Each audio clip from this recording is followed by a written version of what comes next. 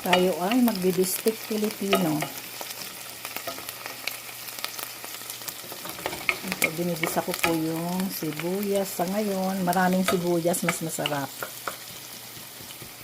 Yan po ang ating minarinade na baka. Okay, pwede na to.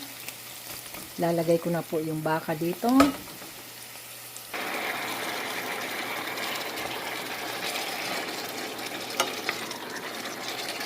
So, hahaluin ko lang po ito muna.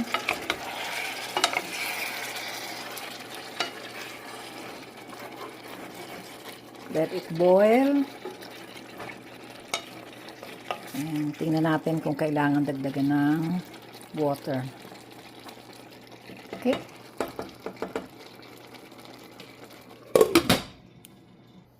So, dinagdagan ko ng kaunting tubig para lumambot yung ating karne. Okay, and antayin natin siyang kumulo.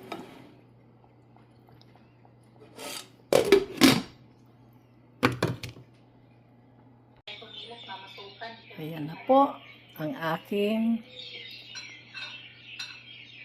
bistek Filipino.